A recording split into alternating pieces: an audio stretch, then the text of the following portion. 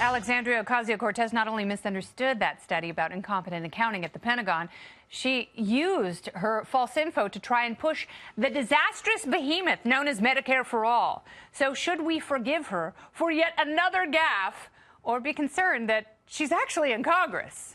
Joining me now on tonight's party panel, Fox Business Network's Kristina Partsinevelos, comedian and head writer of this very fine show, or at least this very show. Jimmy Failla is here, and associate professor of economics at the King's College, Brenberg, Bryanomics. Let's dive right into Alexandria Ocasio-Cortez. It's sad because there's a real issue here with Pentagon accounting, and we should be certainly concerned about that. But the fact that she thinks that there's $21 trillion just sitting around shows how she has so little understanding. Well, yeah, and you know, everyone's calling this a gaffe. It's only a gaffe when you didn't mean to say what you said. She meant this. This wasn't a gaffe. This was honesty. This is the truth about how she thinks we can pay for all these programs. If you look back at all of her comments, there's always some pot of gold at the end of the rainbow, whether it's the rich or whether it's now the Pentagon or whoever it is. Wall Street is going to pay for this. That's not how it works. This is actually her economic theory. It's not a mistake. No, it's not a mistake. She tried to walk it back and say, well, there's no oversight at the Pentagon, but there's so much oversight in medicine. It's like, that's not what you're saying. No. Jimmy? This is the danger of electing someone to Congress who ran for class president.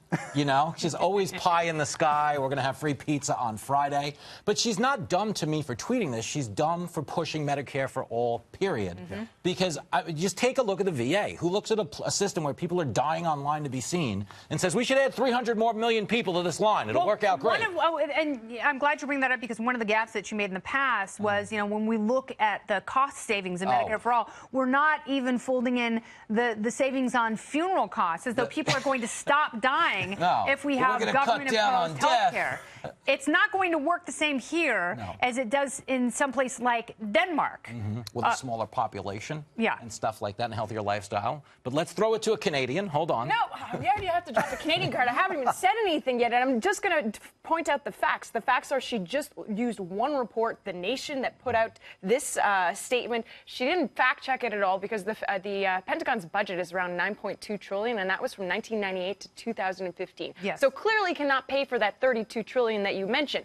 However, what about the fact that this is a bigger issue, that the Pentagon money just goes flying? We never audited it. Well, that's the sad thing, that she stepped in it, and now we're talking about the fact that she can't carry on a conversation with herself. However, how often has the President of the United States made incorrect numbers in his tweets and inaccuracies? It doesn't excuse what he did. No, it doesn't. But if we can't let that pass and then say, oh, should we apologize or excuse her, when we let it happen so many times with the president, unfortunately. Okay, but here's the problem.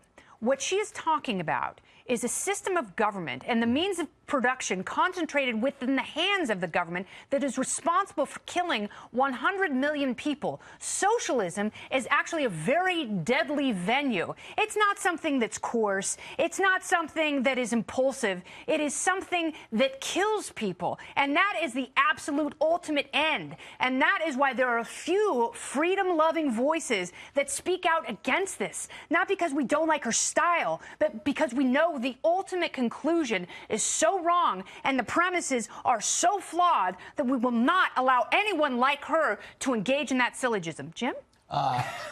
I was going to say all of that, so it's kind of like, what do I do now? Well, but no, to that point, exactly. It's destructive, and it's pure emotionalism.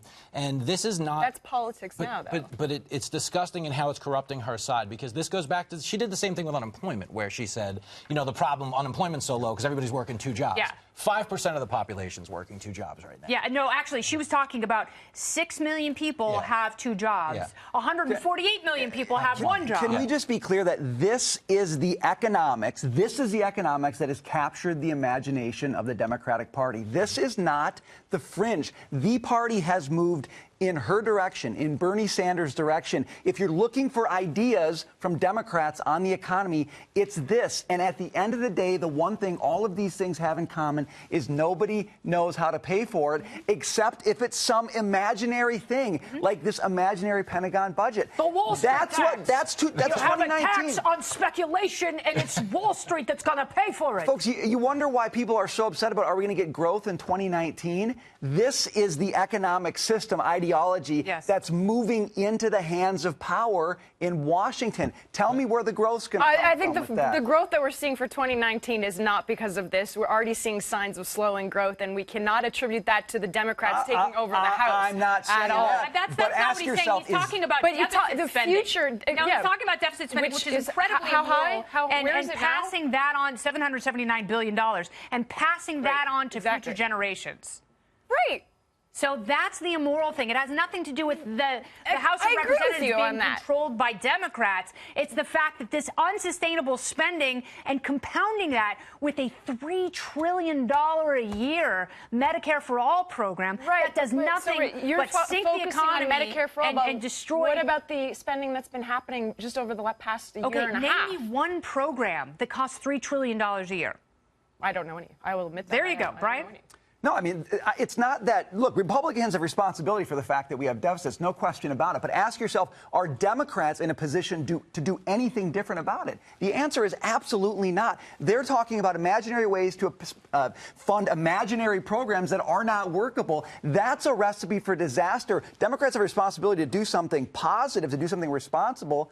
They're going in exactly the opposite direction. Yeah, statism is it's wrong. It's immoral. And it seems, you know what it's like? The Bobs from Office Space. The Democrats have brought them in to say, all right, well, let's rethink some things. Like, oh, millennials are so much fun and we want them to vote. And millennials like free stuff, so let's give them free stuff. It is. Yeah. It's like, but they've become who they are trying to represent. Like pie in the sky, like Manhattan teenagers who are just like, ask your dad. Like, that's become the Democratic financial platform. Alexandria Ocasio-Cortez, when asked how she was going to pay for it, one of her answers was actually, just pay for it. And that's what you do. You pay for it. And they're Democrats who are trying to unhinge themselves from her wagon. Yeah, the older statesmen in the party, are trying to draw some separation between what went on. Even Nancy Pelosi spoke out and said this is not the future of the party. She's on the fringe. She is on the fringe. I don't think everybody agrees with her She loves all the new blood in ideologies. Congress because it tastes delicious.